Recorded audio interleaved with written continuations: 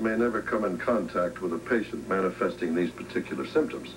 They're like you, Monica, and Peter in your office. But we must all be aware of what they are and just how potentially dangerous it can be without an early diagnosis, especially now that we know it's highly contagious. And I've learned from my work in the clinic that we're dealing with something very deceptive here because the symptoms all seem to be just the classic flu symptoms. Exactly, Leslie. And all the antibiotics we've tried on Mrs. Hewitt and Lee Baldwin have failed up to this point. Steve, it's one thing to detect the symptoms early, but how do you go about treating the patients if we haven't made an accurate diagnosis yet? We're doing everything possible to isolate that quickly, Monica. Lester down in the lab is sending blood samples and throat cultures from patients who have complained of these symptoms to Dr. Lombard, who is head of the health department of the city.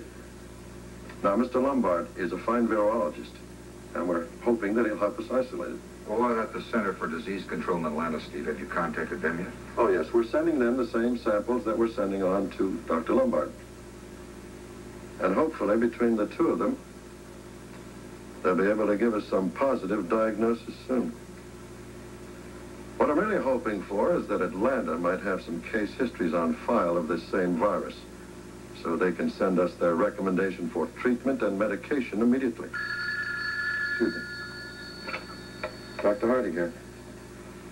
Yes, Jeff. What? No, keep him there until I can examine him, too. I'll be right down. May I have your attention, please? That was Jeff Weber. Lester, our lab technician, has all the symptoms of the first stage of this virus, or whatever it turns out to be. Obviously, we're dealing with something that's totally unknown to us. And right now, we're totally helpless as how to deal with it.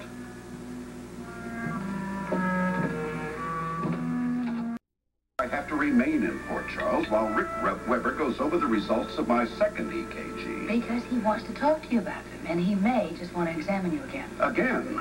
You know, what you doctors don't seem to understand is that every day I'm away from that desk, good business opportunities are slipping away.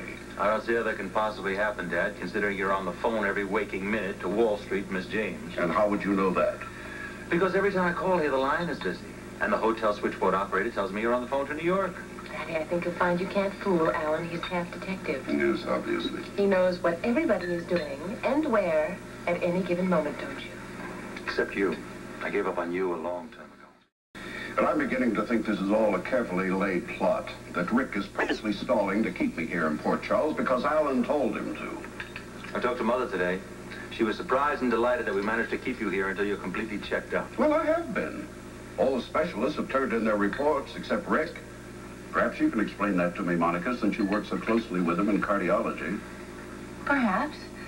You know, the heart is a very delicate instrument, and because of its delicacy, it reacts drastically to any kind of conditions. Now, what shows up on one EKG may not show up at all on another one. And the second was much more extensive. It certainly was. I was made to run up and down a little flight of stairs, after which I was rushed back to a table, and all those electronic gadgets attached to my chest. My heart was beating so hard, I should have passed the test just by remaining alive. Well, that was double checking. See, there were one or two areas that showed heightened signs that Rick had questioned for the first EKG, so he wants to compare them both carefully and make a complete report before he talks to you. Well, I look forward to that day so I can go back to work again. Of course, as Monica told you, you may want to run another one. The only way that's going to happen is over my dead body. Oh, now, Daddy, come on. I hate to see you get soft. Yeah. Well, if I'm upset, I did myself to all this nonsense in the first place. I feel fine. Never better, in fact.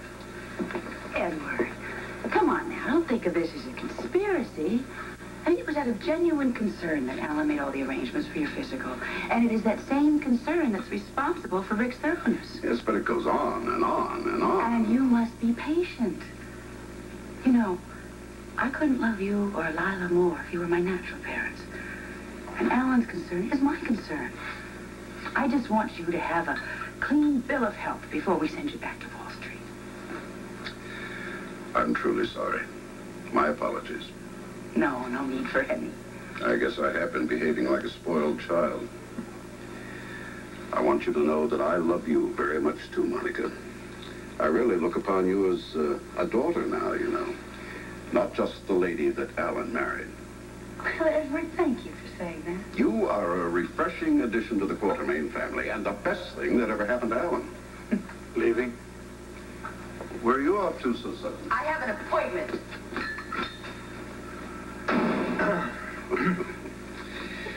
Well, I guess I better go down to her suite and talk to her, otherwise she'll pout all night long and be impossible to live with in the morning. Excuse me. Thank you. See you later, Dad. Yes, you bet. Oh, dear. What happened? Jealousy. Tracy? That's right. She couldn't handle Dad's show of affection toward you. Oh, come on. I can't believe that. My darling, I've seen it happen all my life, even with my mother. What? Her own mother? I've also seen it happen in reverse, with my father jealous over men that Tracy was fascinated with. To say the least, it's a very complex and volatile relationship.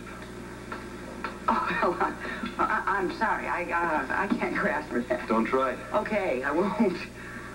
I'm just thankful that we have a simple, straightforward relationship. Yes, so am I. Hello? Oh, hi, Rick. Yeah, she's here. Hang on. It's Rick, and he wants to talk to you. Oh, hi, Rick. No, of course you weren't interrupting. I mean, you know, I always have time to talk to you. What's up? Oh, sure. What did Rick want? Oh, well, he wanted to know if I could take over his rounds for him in the morning. So what were they all up to tonight? Oh, just a quiet evening at home, I guess, like us. Scotty was going to drop by, but he decided to stay in the hospital with Gail to see if there was any more news on Lee. Yes? Did he get any further word about Mrs. Hewitt's condition? Well, that's why he's so worried about Lee. Her condition is deteriorating moment by moment. But Lee's stabilizing, isn't he? No. No, he's showing the secondary signs Mrs. Hewitt had. I mean, fever is up, dehydration, difficulty in swallowing, but his blood count stays the same.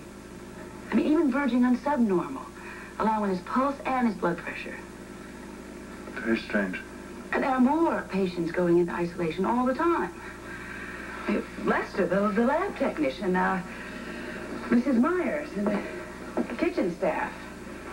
Now Claire Priestley, one of the kitchen staff. Now Claire Priestley, one of the nurses in isolation.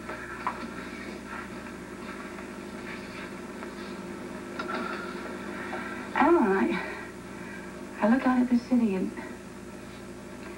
it just frightens me to think what could happen. Darling, God, really.